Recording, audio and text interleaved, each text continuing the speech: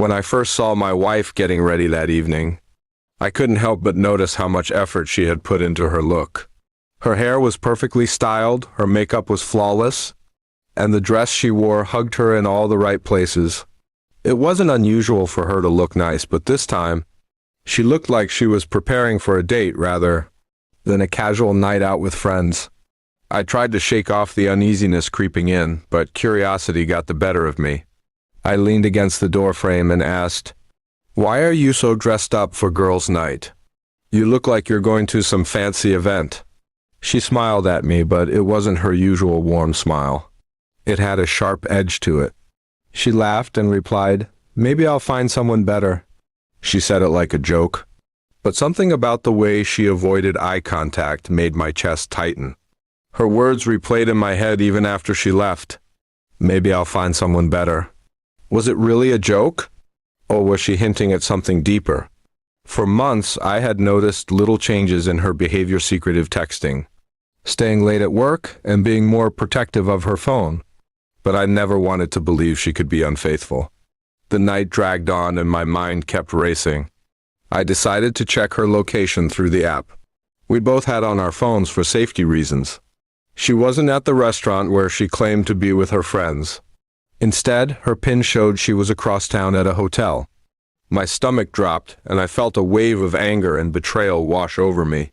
I drove there without thinking twice, my hands gripping the steering wheel so tight my knuckles turned white. When I arrived, I saw her car parked in the lot, and it confirmed my worst fears. I sat in my own car for a while, debating what to do. Part of me wanted to storm in and confront her, but another part told me to wait and collect proof. I stayed hidden, watching from a distance.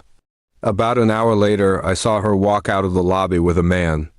They laughed together, and he placed his hand on her lower back as they headed toward her car. My heart shattered in that moment. The woman I had loved and trusted for years was smiling in another man's arms. I snapped a few pictures with my phone, even though my hands were trembling. The proof was right there in front of me, undeniable and cruel. I didn't confront her right then. Instead, I drove home, furious and numb, trying to figure out how to deal with the betrayal.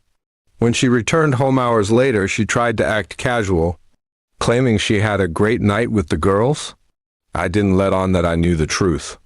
I only asked if she had fun, and she said yes, smiling like nothing had happened. Inside, I was breaking apart. The next morning, I printed out the pictures I had taken. When she came down for breakfast, I slid them across the table to her. The color drained from her face immediately, and she didn't even try to deny it. Tears welled in her eyes, but all I felt was a cold emptiness. She started begging, saying it was a mistake, that it didn't mean anything, and that she still loved me. But how could I believe her now? Every word sounded hollow. I remembered her joke from the night before. It hadn't been a joke at all. It was the truth slipping out. I told her I couldn't stay in a marriage built on lies and betrayal. She cried, begged, and tried to hold on to me, but my decision was final. The trust was gone, and with it, the love I once felt. I packed a bag and left that very day.